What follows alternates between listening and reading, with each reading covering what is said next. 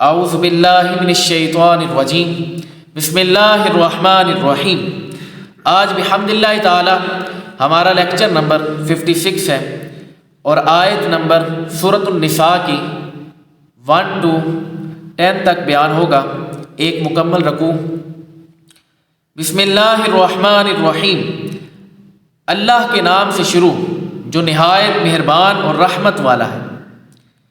یا ایھا الناس اتقوا ربکم الذی خلقکم من نفس واحدۃ وخلق منها زوجها وبث منہما رجالا کثیرا ونساء۔ اے لوگو، اپنے رب سے ڈرو جس نے تمہیں ایک جان سے پیدا کیا اور اسی میں سے اس کا جوڑا پیدا کیا اور ان دونوں سے کثرت سے مرد اور عورت پھیلا دی۔ نبی علیہ السلام کی حدیث بھی ملتی ہے صحیح بخاری شریف کے اندر کہ نبی علیہ السلام نے ارشاد فرمایا کہ حضرت آدم علیہ السلام کی پیٹھ سے، یعنی جو یہ دو کندھوں کے درمیان ہے پسلی، ادھر سے حضرت حوا کو پیدا کیا گیا۔ پھر ان دونوں کو پیدا کرنے کے بعد اللہ تبارک و تعالیٰ نے ان سے پوری نسل انسانی، نوع انسانی کو چلایا۔ تو یہ ایک جوڑا تھا جس کو اللہ نے پیدا کیا۔ اس کے بعد اسی جوڑے سے ترتیب بار سارے کے سارے عروج پہ آئے، اور یہ ملتا ہے کہ صبح کے وقت ایک جوڑا پیدا ہوتا تھا حضرت آدم علیہ السلام کے ہاں، اور ایک شام کو جو صبح کے وقت پیدا ہوتا تھا، اگر اس میں کوئی بچی ہوتی اور شام والے جوڑے میں کوئی بچہ ہوتا تو ان دونوں کا آپس میں نکاح کر دیا جاتا، تو اس کے ساتھ نوع انسانی کا، نسل انسانی کا اور عروج آتا۔ تو لہٰذا اس سے فرمایا کہ یہ پوری ایک کھیتی بن گئی زرخیز۔ تو وہاں سے یعنی سب سے پہلے بنیاد حضرت آدم علیہ السلام اور حضرت حوا، اور اس کے بعد یہ انسان بنتے گئے اور اسی میں سے اللہ تبارک و تعالیٰ نے جوڑے قائم کیے، اور پھر اس کے ساتھ مرد اور عورت اس پوری دنیا کے اندر، پلانٹ ارتھ کے اندر اللہ تبارک و تعالیٰ نے پھیلا دی۔ اس کے بعد فرمایا واتقوا اللہ، اللہ سے ڈرو، الذی تساءلون بہ والارحام ان اللہ کان علیکم رقیبا، کہ جس کے نام پر ایک دوسرے سے مانگتے ہو اور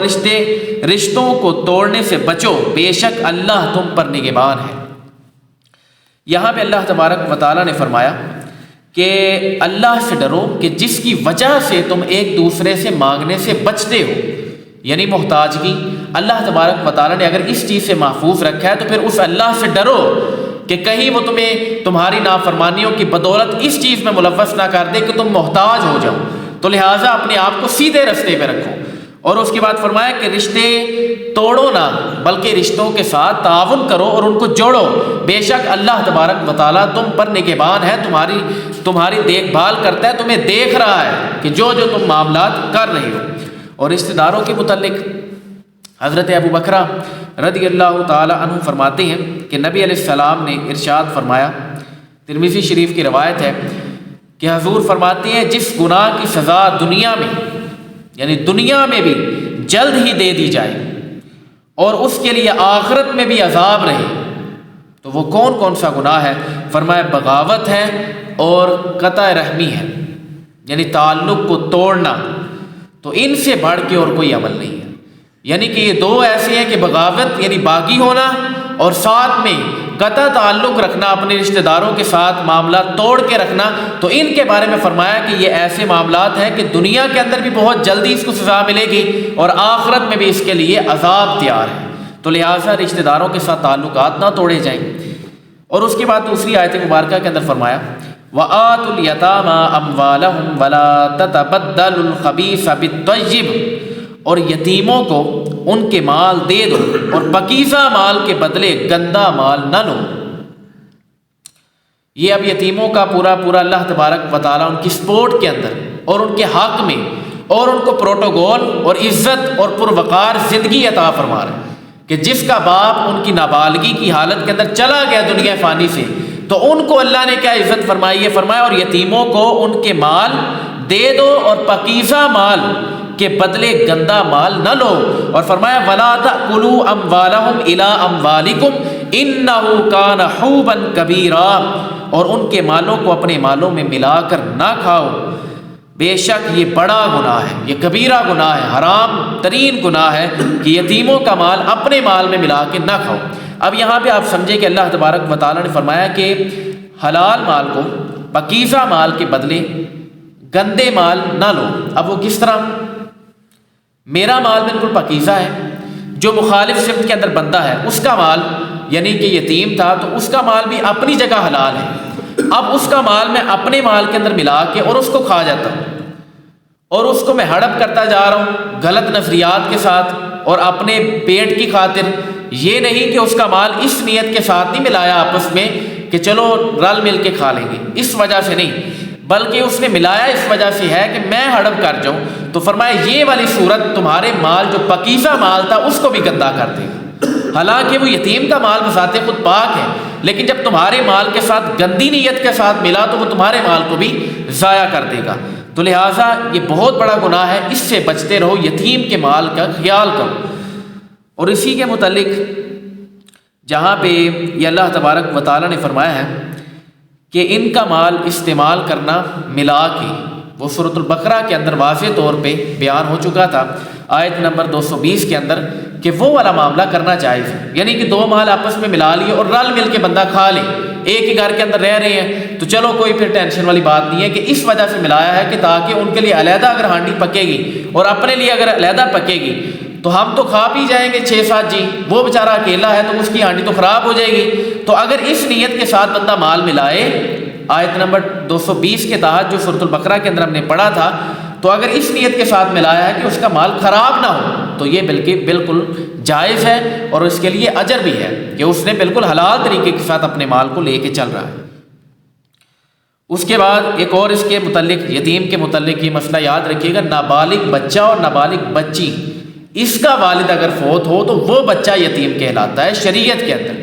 جو بندہ جس طرح میں ہوں یا آپ سب بیٹھے ہیں تو آپ ایک بالغ سے اوپر ہیں، بالغ ہیں، تو آپ اگر آپ کے والدین چلے جاتے ہیں تو اس سے مراد یہ نہیں کہ ہم یتیم ہیں، نہیں، یتیم اس کو کہا جائے گا جو نابالغ بچہ ہے اور بچی ہے، اس کو نابالغ جس کے اوپر حالت بلوغت ابھی تک نہیں آئی ان کے بارے میں بات ہو رہی۔ یتیم کو ہم تحفہ دے تو سکتے ہیں لیکن یتیم سے لے نہیں سکتے کیونکہ نابالغ ہے، نابالغ تحفہ نہیں دے سکتا۔ اور اگر کوئی شخص فوت ہو جائے تو اس کی وراثت کے مال جو یتیم کا حق تھا اس کے اندر سے اگر 10واں 11واں 3جا 4تھا جو بھی دلوایا سارا کچھ حرام، جس نے کھایا اس نے بھی حرام کھایا۔ تو لہٰذا یہ مسئلہ ہمارے معاشرے کے اندر بہت زیادہ عام ہے، تو اس چیز کا بھی خیال کیا جائے کہ جو شخص فوت ہوا ہے اگر وہ مال یتیموں کا حق ہے تو یتیموں کو دیا جائے، اس کے ساتھ 10واں 3جا یہ وغیرہ نہ دلایا جائے اس کے مال کے ساتھ۔ وہ اگر کسی کا دل کرتا ہے تو اپنے طور پہ دلوا لے۔ وَإِنْ خِفْتُمْ أَلَّا تُقْسِطُوا فِي الْيَتَامَىٰ، اور اگر تمہیں اندیشہ ہو کہ یتیم لڑکیوں میں انصاف نہ کر سکو گے۔ اب یہ دیکھیں اللہ تبارک و تعالیٰ نے کتنی عزت کے ساتھ اور کتنی حکمت کے ساتھ ان کو پروقار طریقے کے ساتھ زندگی عطا فرمائی ہے۔ فرمایا یتیم لڑکی اگر تمہیں اندیشہ ہو کہ اس میں انصاف نہ کر سکو گے تو فرمایا کہ فَانكِحُوا مَا طَابَ لَكُم مِّنَ النِّسَاءِ مَثْنَىٰ وَثُلَاثَ وَرُبَاعَ، تو ان عورتوں سے نکاح کرو جو تمہیں پسند ہو، 2 سے، 3 سے اور 4 سے۔ یہ ویسے نکاح کا باب ہے تو اس کے اندر نوجوان اپنی طرف چاشنی لیتے ہیں، لیکن یہاں پہ جو بنیادی مقصد ہے آیت مبارکہ کے اندر جو مسئلہ بیان ہو رہا ہے وہ اگر تمہیں یہ اندیشہ ہو کہ یتیم لڑکیوں جو بچیاں ہیں ان کے اندر انصاف نہ کر سکو گے تو پھر ان میں سے تم اگر وہ تمہاری رشتہ دار نہیں ہیں، باہر کی ہیں، تو پھر اگر تمہیں ان میں سے کوئی پسند ہے تو تم ان کے ساتھ نکاح کر سکتے ہو۔ اب نکاح تم کرو، یہ حکم عام ہے، اور نکاح 4 نکاح کرنے کی اجازت ہے، فرض یا واجب نہیں ہے۔ وہ جو 4 نکاح کا جو ڈنڈورا پیٹتے ہیں نا اور اپنی یہ دلیل سامنے پیش کرتے ہیں، ان کو بھی آگے ایسی ان کی منجی ٹھکوئے گی نا، وہ بعد میں یہ بات نہیں کریں گے کہ یہ ہم کیا کام کر رہے ہیں، وہ بھی اگلی اسی آیت کے حصے کے اندر یہ بات آ جائے گی، وہ اب پتہ چل جائے گا آپ کو کہ وہ معاملہ کس طرح ہے۔ تو وہ فرمایا کہ ان عورتوں سے نکاح کرو 2 سے، 3 سے، 4 سے۔ اگلی آیت سنیں، فرمایا کہ فَإِنْ خِفْتُمْ، اگر تمہیں خوف ہو، اللہ تعدلوا، کہ تم عدل نہ کر سکو گے، تو فواحدہ، پھر تمہارے لیے ایک ہی۔ یہ خوش فہمی کے اندر نہیں رہنا کہ 4 نکاح کر لو تو بعد میں میاں جی وہ گھر میں اندر لڑائی ڈالی ہوئی ہے، گھر کے اندر رولا ہی نہیں ختم ہو رہا۔ 4 کے ساتھ نکاح کرنا ہے تو ان کی باریاں بھی مقرر کرنی ہے، ان کو رہائش بھی دینی ہے، علیحدہ کمرہ بھی دینا ہے، جس طرح کا کھانا ایک بیوی کو دیا اسی طرح کا دوسری بیوی کو دینا ہے، جو پیار محبت جس طرح کے معاملات ہیں سارا کچھ ایک بیوی کے ساتھ کیا جا رہا ہے تو دوسری کے ساتھ انصاف کے ساتھ کرنا ہے. حتیٰ کہ حدیث مبارکہ ملتی ہے کہ نبی علیہ السلام نے فرمایا جو 2 بیویاں جس کی ہوئی اور اس میں سے اس نے ایک کے ساتھ مائل تھا زیادہ, تو کل قیامت والے دن وہ اللہ کے حضور اس طرح آئے گا کہ وہ ایک جانب جھکا ہوا ہوگا. یہ سمجھیں اس طرح یہ بندہ اس طرح آئے گا اللہ کے حضور. تو کیا فائدہ اس طرح کے نکاحوں کا؟ اگر آپ حق نہیں ادا کر سکتے تو پھر نکاح کرنے کی اجازت نہیں ہے. آؤ ما ملکت ایمانکم, یا اپنی لونڈیوں پر ہی گزارا بسارا کرو, یعنی جن کے تم مالک ہو انہی پہ گزارا کرو. یعنی پہلے دور کے اندر لونڈیاں ہوا کرتی تھی تو وہ بندہ اس کا مالک ہوتا تھا تو اس کے ساتھ صحبت وغیرہ کرنا بھی جائز تھا, تو لہٰذا اس وجہ سے پھر ان کے ساتھ گزارا کرو, ضروری نہیں پھر نکاح ہی کرنے. اور صحیح مشکات کے اندر حدیث ملتی ہے, نبی علیہ السلام نے ارشاد فرمایا کہ اے نوجوانوں کے گروہ نکاح کرو, اگر تم نکاح کی طاقت نہیں رکھتے تو پھر تم روزے رکھو. یہ دوسرا حال بھی موجود ہے, اینٹی بھی موجود ہے, تو لہٰذا اس وجہ سے اس کی طرف بھی بندہ آ سکتا ہے. یہ ضروری نہیں ہے کہ اگر بندے کی استطاعت نہیں ہے, بندہ خرچہ پانی نہیں اٹھا سکتا تو نکاح کر لیا پھر گھر کے اندر لڑائیاں ڈال دی. یہ والے معاملات نہیں کرنے, بلکہ انصاف کے ساتھ سیدھے رستے کے مطابق چلنا ہے. افضل صاحب بھی آج ہنس گئے ہیں. اچھا آگے فرمایا, ہاں بڈھے بندے اجازت مل گئی, لیکن ٹینشن نہ لو, آگے آیت آ گئی ہے فَإِنْ خِفْتُمْ أَلَّا تَعْدِلُوا فَوَاحِدًا, اگر خوف ہو تو پھر ایک ہی کرنا ہے, دوسرے وال نہیں آنا. ذَلِكَ أَدْنَىٰ أَلَّا تَعُولُوا, یہ اس سے زیادہ قریب ہے کہ تم سے ظلم نہ ہو.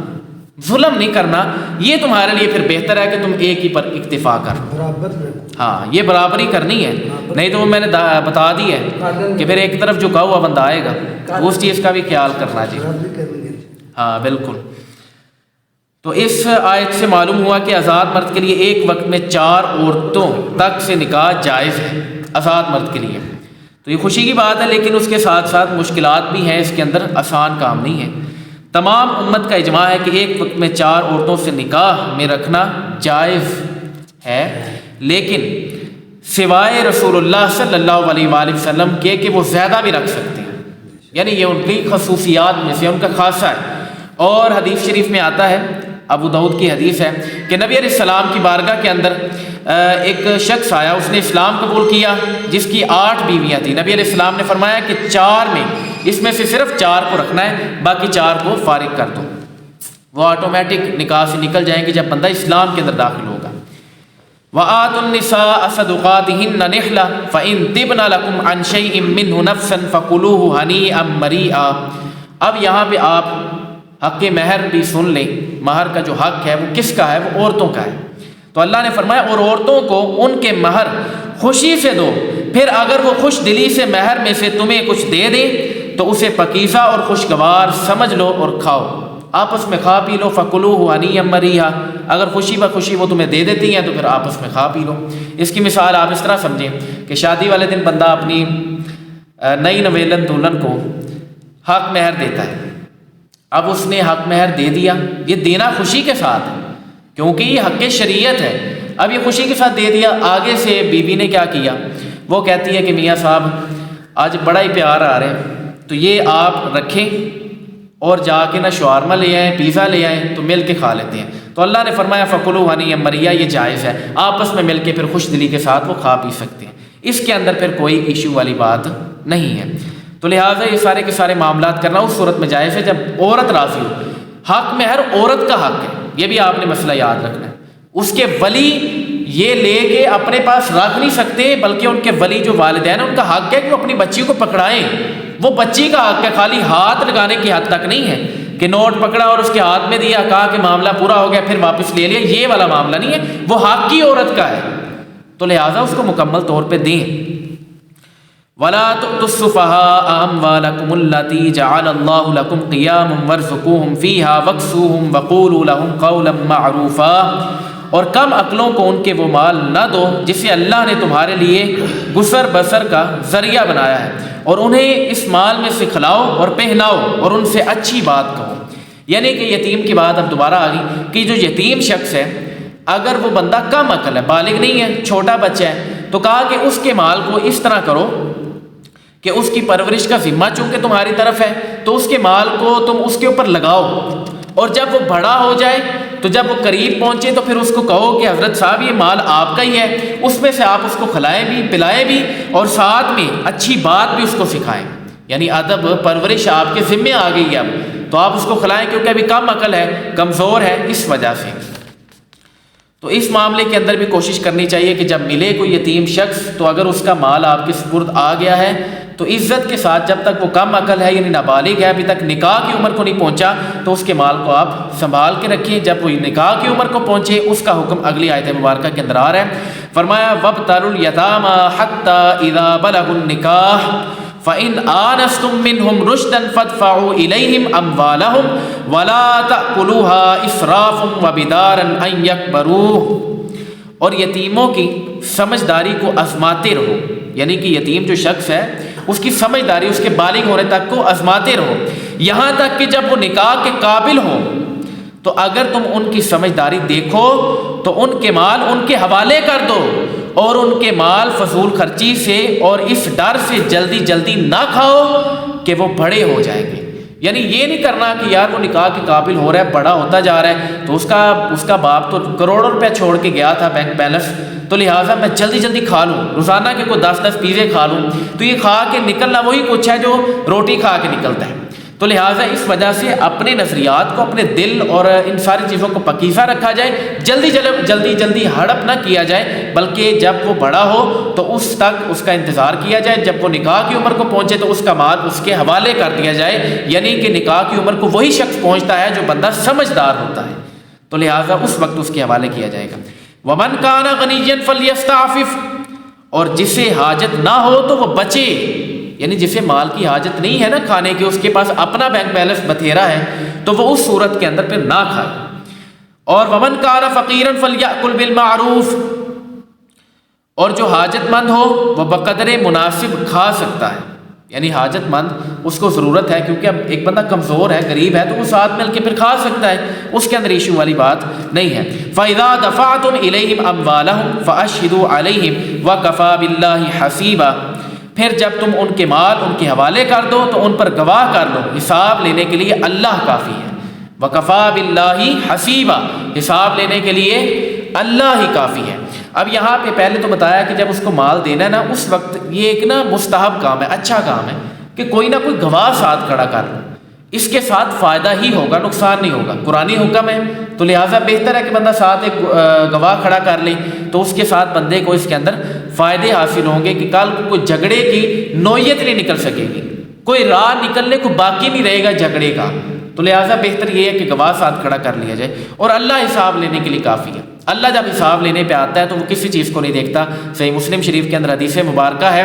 کہ نبی علیہ السلام نے فرمایا 3 لوگوں کو کل قیامت والے دن اللہ اپنے حضور بلائے گا، یہ اللہ حساب لے گا، ان میں سے ایک شہید، دوسرا غنی اور تیسرا عالم، یہ 3 شخص ہوں گے۔ شہید سے پوچھا جائے گا بتا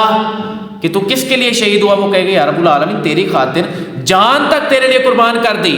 اور پیچھے کیا رہ گیا تھا؟ تو اللہ نے فرمایا تو نے میرے لیے جان قربان نہیں کی، بلکہ تو نے لوگوں کو دکھانے کے لیے جان قربان کی تھی، تو لوگوں نے بورڈ لگا دیے شہادت کے، لوگوں نے تیرا چرچا کر دیا شہادت کا، تیری قبر کے اوپر پورا ایک جھنڈا لگا دیا شہادت کا، چرچے شور شرابہ ہو گیا، تجھے جو دنیا کے اندر عزت ملنی تھی وہ مل گئی، آج تجھے کچھ نہیں یہاں سے ملے گا، فرشتوں کو حکم دیا جائے گا اوندے منہ جہنم میں ڈال دیا جائے گا۔ وَكَفَى بِاللَّهِ حَسِيبًا، اگر اللہ حساب لینے پہ آ جائے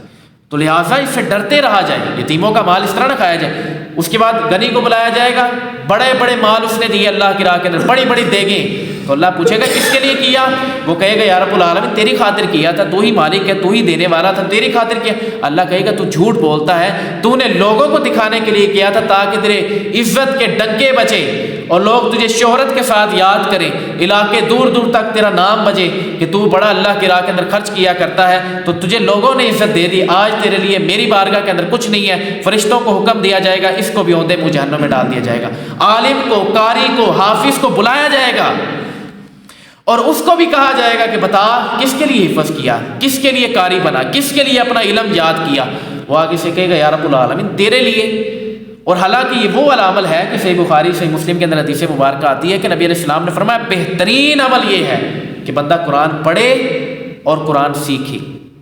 سیکھے اور سکھانا، یہ دونوں چیزیں سب سے بہترین ہیں، اس علوم کو بہترین قرار دیا گیا۔ تو فرمایا جب وہ اللہ کی بارگاہ کے اندر آئے گا تو اللہ کہے گا کہ تجھے بڑے نام کی شہرت ملے۔ شروع میں لکھا جاتا تھا قاضی القضا، پھر اس کے بعد لکھا جاتا تھا قاری القرہ، زینت الفرہ، پتہ نہیں کتنے کتنے لقب تیرے شروع میں آخر میں دیے جاتے تھے، وہ تو یہ سب کچھ مل گیا جن کی خاطر تو نے کیا تھا۔ تو اگر تو نے میری رضا کے لیے تو نہیں کیا نا، تو لہٰذا آج تیرا کوئی عمل قبول نہیں ہے، تجھے فرشتوں کو حکم دیا جائے گا اس کو اوندے منہ جہنم میں داخل کر دیا جائے، وہ بھی جہنم کے اندر داخل کر دیے جائیں گے۔ وَكَفَى بِاللَّهِ حَسِيبًا، یہ اللہ کا حساب لینا ہے۔ تو اللہ جب حساب لینے پہ آ جائے تو اس سے تو بچنا چاہیے اللہ کے عدل سے۔ اللہ اپنا فضل ہی کرے ہمارے اوپر، اللہ کے حضور دعا ہے کہ اللہ تبارک و تعالی ہمارے اوپر فضل ہی کرے۔ لِلرِّجَالِ نَصِيبٌ مِّمَّا تَرَكَ الْوَالِدَانِ وَالْأَقْرَبُونَ، اور مردوں کے لیے اس مال میں سے وراثت کا حصہ ہے جو ماں باپ اور رشتہ دار چھوڑ گئے۔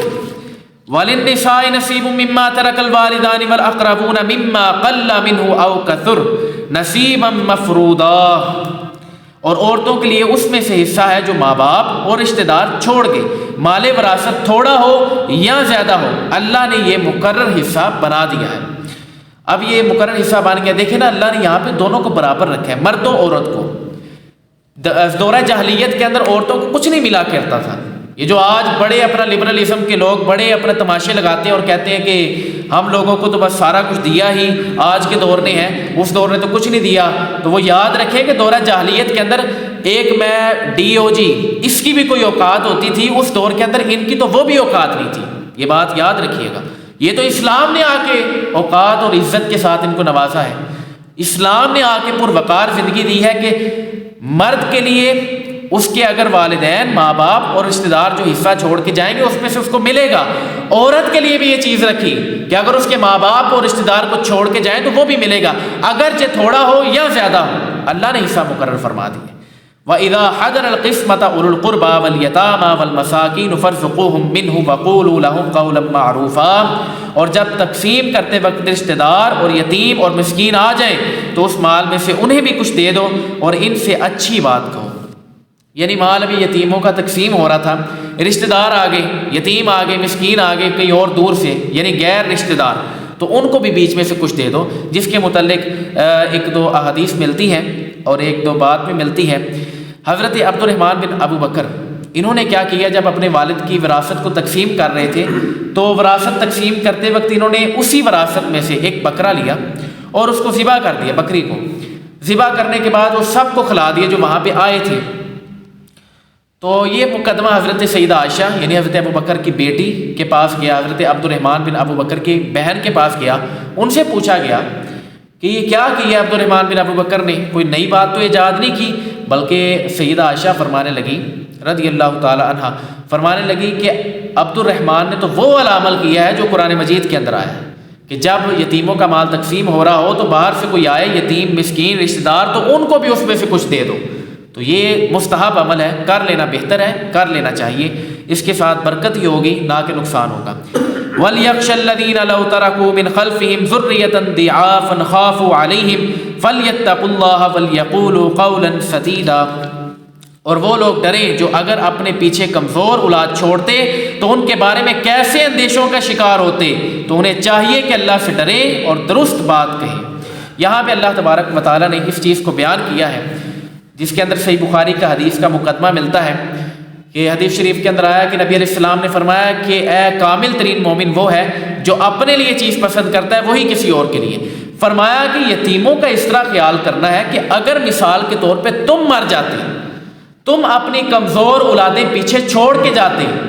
تو تمہیں جو ان کے بارے میں اندیشہ ہوتا ہے نا کہ فلانا کیا کہے گا اس اولاد کو، میری اولاد کے ساتھ کیا کیا زیادتیاں کرے گا، کیا کیا نقصان کرے گا، فرمایا جس طرح تمہیں یہ اندیشہ اپنی اولادوں کے بارے میں ہے نا کمزور ترین اولاد چھوڑنے کے بعد، اسی طرح کا اندیشہ ان کے بارے میں رکھو جو یتیم بچے تمہیں ملے ہیں، تو ان کے ساتھ بھی اچھا سلوک کرو، ان کے ساتھ زیادتیاں وغیرہ نہ کرو اور درست بات کہو، سیدھے طریقے کے ساتھ چلو، صرف اور صرف سیدھی بات کہو۔ تو انہیں چاہیے کہ اللہ سے ڈرے اور درست بات کہیں، سیدھی بات، قولا سدیدا۔ ان الذين ياكلون اموال اليتامى ظلما انما ياكلون في بطونهم نارا وسيصلون سعيرا، بے شک وہ لوگ جو ظلم کرتے ہوئے یتیموں کا مال کھاتے ہیں وہ اپنے پیٹ میں بالکل آگ بھرتے ہیں، ان قریب یہ لوگ بھڑکتی ہوئی آگ میں جائیں گے۔ ٹائم کیوں ہے بھلا؟ 35-36 منٹ تو یہ ہوں دسیا ہی نہیں۔ چلو ہوں 1-2 منٹ اور لے لو پھر تمہیں چھٹی، تھی اشارہ کرا دے میں تمہیں تو چلو چھٹی دینا نا۔ اچھا نہیں نیندر آتی بھی، میں کہ شاید ٹینشن ہی لینی مزے نہ۔ ہاں یہ آخری آئی تھی بس، یہ بعد چھٹی تک۔ ہاں فرمایا کہ اس پہلی آیت میں، اب یہ جو آیت مبارکہ میں نے پڑھی ہے، اس آیت مبارکہ کے بارے میں حضرت بریدہ کنز العمال کے اندر حدیث موجود ہے۔ حضرت بریدہ رضی اللہ تعالی عنہ فرماتے ہیں کہ نبی علیہ السلام نے ارشاد فرمایا قیامت کے دن ایک قوم اپنی قبروں سے اٹھائی جائے گی، اور جب قبروں سے اٹھائی جائے گی تو اس کی منہ سے آگ نکل رہی ہوگی۔ تو فرماتے ہیں یا رسول اللہ صلی اللہ علیہ وآلہ وسلم یہ آگ کس طرح نکل رہی ہوگی؟ تو نبی علیہ السلام نے فرمایا کہ کیا تم نے قرآن مجید کی سورۃ النساء کی آیت نمبر 10 نہیں پڑھی؟ ان الذین یأکلون اموال الیتامی ظلما، فرمایا جس نے یتیم کا مال ظلم طریقے کے ساتھ کھایا تو انما یأکلون فی بطونہم نارا، وہ اپنے پیٹوں کے اندر مال نہیں بھر رہے، کھانا نہیں بھر رہے، بلکہ وہ اپنے پیٹوں کے اندر آگ بھر رہے ہیں۔ تو لہٰذا آگ سے اپنے جسموں کو، اپنے پیٹوں کو محفوظ رکھنا یہ بہت زیادہ لازمی ہے۔ اور فرمایا ان قریب یہ لوگ بھڑکتی ہوئی آگ میں جائیں گے، وَسَيَصْلَوْنَ سَعِيرًا، بھڑکتی ہوئی آگ کے اندر۔ تو یتیموں کا مال کھانا بالکل ناجائز اور حرام ہے شریعت کے اندر بھی۔ صرف وہی ایک صورت ہے جو سورۃ البقرہ کے اندر بیان کی گئی تھی، وہ یہ صورت ہے کہ آپس میں اس نیت کے ساتھ ملایا جائے کہ ان کا مال جلدی خراب نہ ہو، بلکہ رل مل کے ہم کھا لیں، مل کے، تو یہ والا معاملہ کرنا جائز ہے۔ اس کے علاوہ اس طرح کے معاملات کے اندر اگر بندہ جائے گا تو وہ مشکل ہے۔ المستدرک للحاکم کے اندر حدیث مبارکہ موجود ہے، نبی علیہ السلام نے فرمایا کہ 4 شخص ایسے ہیں جسے جنت میں داخل نہ کیا جائے گا، اور اس کی نعمتیں نہ، یعنی ان کو نعمتیں نہ چکھانا، یہ اللہ تبارک و تعالیٰ پر حق ہے۔ یعنی اللہ پر حق ہے کہ ان کو نہ جنت میں داخل کرے اور نہ جنت کی نعمتیں ان کو چکھائے، یہ اللہ پر حق ہے۔ نبی علیہ السلام فرما رہے 4 لوگ کون ہیں؟ فرمایا شراب کا عادی، اور اس کے ساتھ ساتھ فرمایا سود کھانے والا جس نے اعلان جنگ کیا، ناحق یتیم کا مال کھانے والا، یہ بھی اس میں شامل ہے کہ جس نے یتیم کا مال ناحق طریقے سے کھایا، اس کے اوپر اللہ کے اوپر حق ہے کہ اس کو جنت کے اندر داخل نہ کرے، اور اس کا مال اور اس کی نعمتیں اس کو نہ چکھائے، یہ بھی اللہ تبارک و تعالیٰ پر حق ہے۔ اور والدین کا نافرمان نمبر 4۔ تو لہٰذا ان چیزوں سے بچنا چاہیے عمومی طور پہ، فرائض ہے بندے کے اوپر۔ اور یتیم کے حق میں جو شخص اٹھے گا، یتیم کی کفالت کرے گا، تو صحیح بخاری شریف کے اندر حدیث مبارکہ ہے، نبی علیہ السلام نے ارشاد فرمایا، راوی کہتے ہیں حضرت سہل فرماتے ہیں کہ میں نے نبی علیہ السلام کو دیکھا کہ نبی علیہ السلام نے فرمایا کہ جو شخص یتیم کی کفالت کرے، میں اور وہ کفالت کرنے والا، یہ پہلے درمیان والی انگلی اٹھائی، پھر اس کے ساتھ والی شہادت کی انگلی اٹھائی، نبی علیہ السلام نے اس طرح اشارہ کیا اور فرمایا میں اور یتیم کی کفالت کرنے والا دونوں جنت میں اس طرح ساتھ ہوں گے جس طرح یہ 2 انگلیاں ہیں۔ چھوٹی فضیلت ہے۔ اور ساتھ ہی ساتھ فرمایا، ابن ماجہ کی حدیث ہے، نبی علیہ السلام نے ارشاد فرمایا کہ سب سے سارے گھروں میں بہترین گھر وہ ہے کہ جس گھر میں یتیم ہو اور اس کے ساتھ حسن سلوک کیا جاتا ہو۔ کیا ویسے خوبصورت الفاظ ہیں، کیا کہتے ہیں افضل صاحب؟ بہت زیادہ اس کے اندر میں کہتا ہوں بینیفٹس ہیں کہ حسن سلوک کیا جاتا ہے۔ بہترین گھر جس کو پیارے نبی گھر کہیں، بہترین، اس سے اچھا گھر اور کون سا ہو سکتا ہے؟ اور فرمایا سب سے بدترین گھر وہ گھر ہے کہ جس گھر میں یتیم ہو اور اس کے ساتھ برا سلوک کیا جاتا ہو۔ تو یہ نبی علیہ السلام اس گھر کو برا کہہ رہے ہیں، تو لہٰذا اس وجہ سے ان چیزوں کا خیال کیا جائے۔ اللہ تبارک و تعالی ہمیں عمل کرنے کی توفیق عطا فرمائے۔ وما علینا الا البلاغ المبین۔